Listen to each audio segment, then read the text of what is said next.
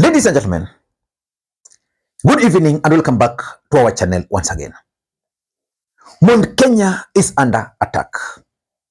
Boni Khalwale, the bullfighter, today dropped a bombshell. According to Boni Khalwale, all the development projects in the mountain should actually be transferred or diverted to the Luhya nation. Because according to Boni Khalwale, Mount Kenya has been in power for a very long time.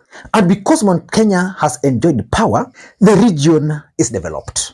That was Boni Khalwale's message to President William Samoei Arap Ruto earlier today during the burial of the late Malulu Ijende. And in my view, that statement by Boni Khalwale is going to define the politics of the mountain moving forward. And William Ruto is going to regret that statement by Boni Khalwale.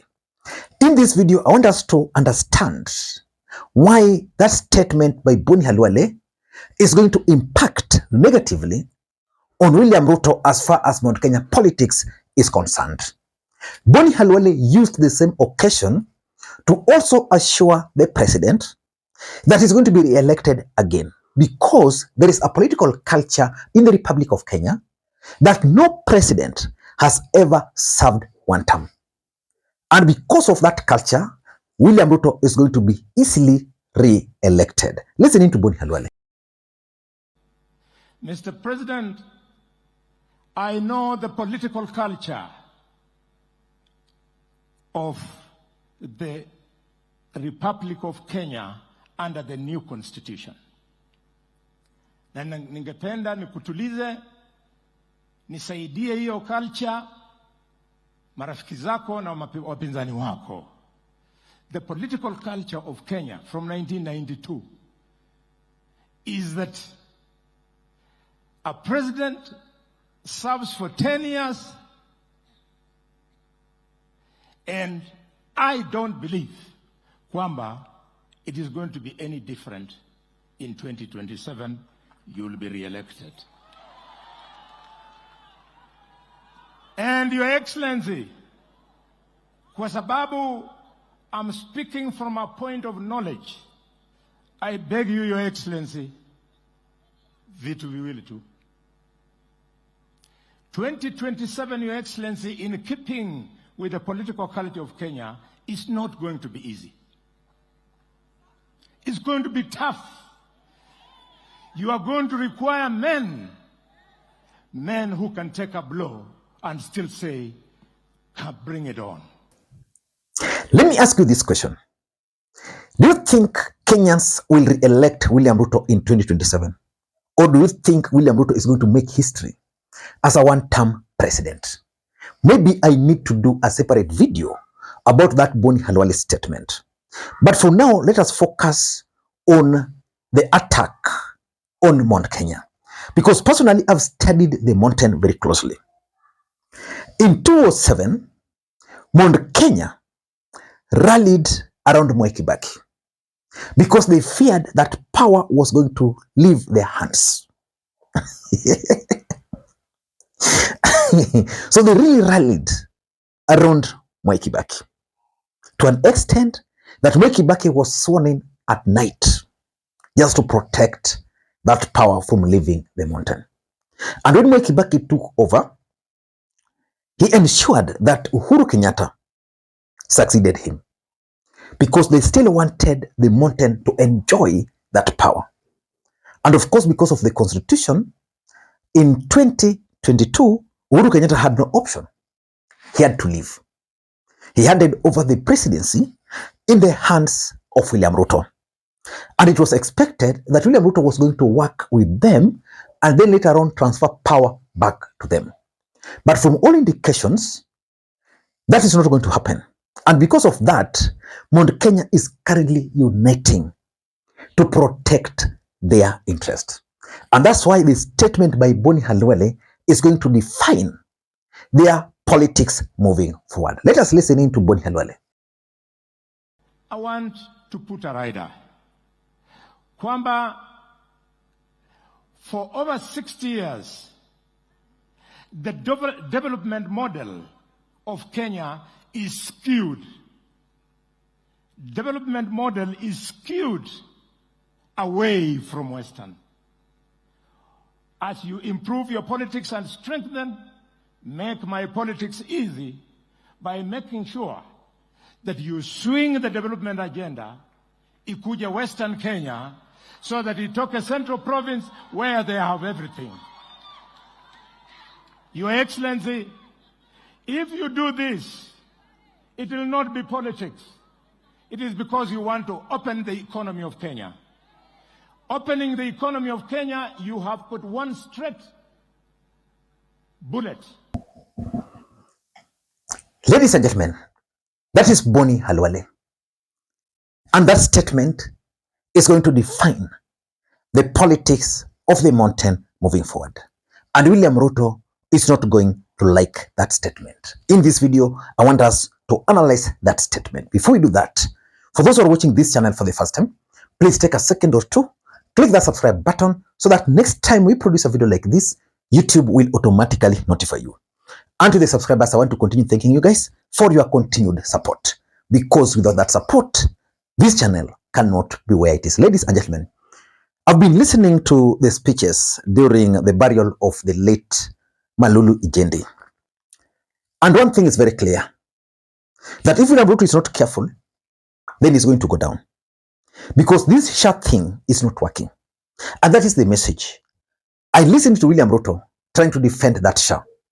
If I were Ruto, I'd acknowledge that there are challenges with it. The controller of budget the other day exposed the rot in that system. And today, William Ruto, in his response, instead of addressing the real issues, blamed some imaginary brokers. Very interesting.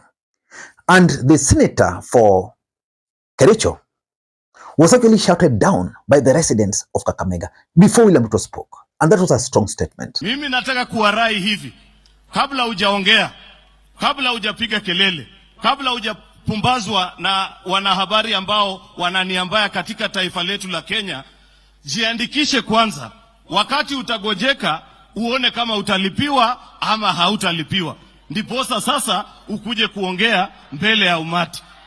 Hilo asanteni. Kwa sababu unajua hapa katika taifa letu la Kenya imekuwa ni watu ambao mara mingi tunazungumza. Huyu mheshimiwa baraza anajua kitu moja. County zetu, mimi ni mtetezi wa maneno ya county. But let us not talk about SHA for now. It means Kenyans knows what they are doing.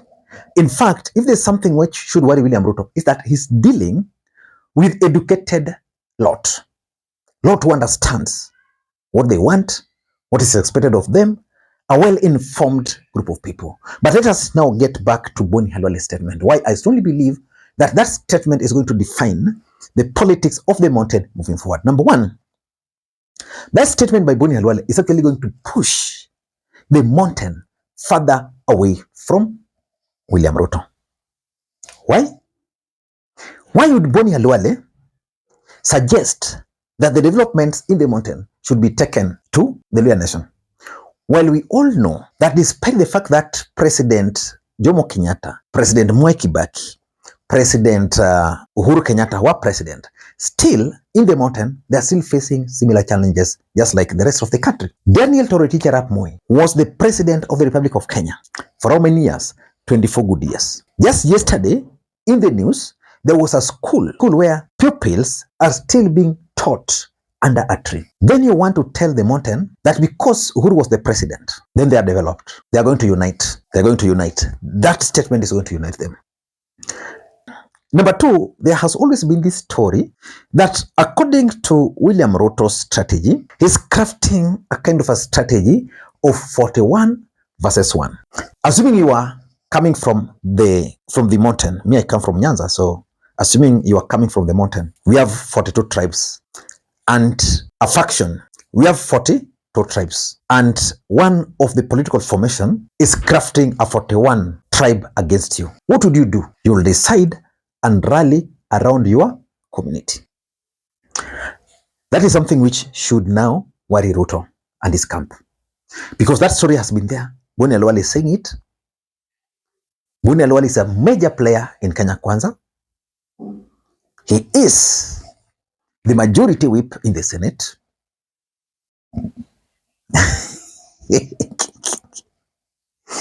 Yeah? The mountain is going to unite. And because of that, they're likely to identify a party and an individual and support. Number 3, and this has been there has always been this question about political dominance by the two communities. Since independence, 60 years, Kenya has been ruled by two tribes, the Kikuyu nation and the Kalenjin nation. Even as we speak, the deputy president in the last election was a Kikuyu. Right now, when you talk of Kindiki, he's still a Kikuyu, although from the mountain. So there is that political dominance question. Now, you want to box the mountain and tell them that, under Ruto, he should transfer and divert development to that place. What they'll do, they'll agree with the Kenyans because they know the rest of the country, now 40 versus 2, are against the political dominance of these two communities. So they'll say, for us as a community, we are not going to rally, we are not going to produce a presidential candidate. Then what do? We are going to support a candidate. And that candidate is not going to come from the mountain.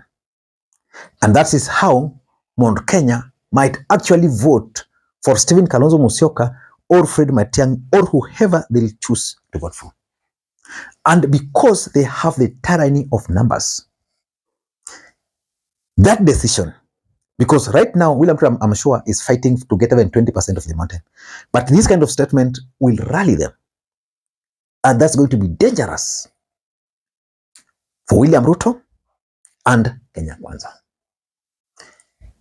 Number 4, what Boni Khalwale is advocating for is the politics of patronage. And that politics of patronage is what has stopped Kenya as a country from moving forward. That if one of you is in power, then your region should develop. That if you want your region to develop, you must sing to the tune of the president. I think that matter was sorted out in our constitution. What Boni Khalwale should do, in my view, is to go to Senate, where he is a member, then push for more money to the counties. And as a senator, he should then push the senator for Kakamega to account for the money allocated to their county before even going to the national level. Because right now, as much as we are complaining, we have our county governments. The other day, I saw a pay bill by residents of Wajir asking for pay bill. People to send money there for water for school-going children. While those counties receive billions and billions of money every single year. Water has always been a problem, a major problem in northern Kenya. Why can't they figure out how to address the issue of water in that region? If our governor in one of those countries, I'll just decide that the only development I'm going to do to my community is to drill for them borehole, figure out how water can reach northern Kenya. So that politics of patronage, in my view, is no longer tenable. We have county government. If county government is not working, Boni Khalwale should figure out how he can ask the president to ensure that SHA is working, for example. The question about 100 billion going to just some amorphous people, those are the issues he should be addressing, not trying to isolate a community. Because let us face it, all of us, we are Kenyans. That's number one. Although we are tribal, but the fact is, me, I'm a typical example. I always tell most people here, when I began this channel, at that time, I was firmly in ODM party. Most Kikuyus on this platform were in UDA party. And the people who asked me to start leaving my WhatsApp number and my M-Pesa number there were Kikuyus. Some of them would tell me, Lee, my politics is with Ruto. Mimi ni mtu wa UDA, but I love what you are doing, so I want to support you. That's why I put my number here, not because of anything. There are people who ask me to do it, and I'm just doing it for them. So I realized that most of the people who would support the channel at those time, when this channel was not even monetized, were Kikuyus, and some of them are still supporting this channel today, most of them. In fact, in a week, if I get 5 people supporting this channel through M-Pesa, most of them are normally the Kikuyus. So in short, what I'm saying is that we might have our challenges, but we still face the same challenges. Same one. And that's why the Gen Zs are telling you that they are tribalists, because some of them grew up in towns, so they don't know what you're talking about. So Boni Khalwale should spare people those kind of narrative. The president should be held accountable. All Kenyans pay tax. And lastly, that Boni Khalwale's statement is actually going to complicate the equation for people like Kindiki and William Ruto's allies from the mountain. What will they be telling the people down there? What? That the development from our region should be taken somewhere else? I don't know what you think, but that's my take. Until next time, this is Makwiny. Bye-bye.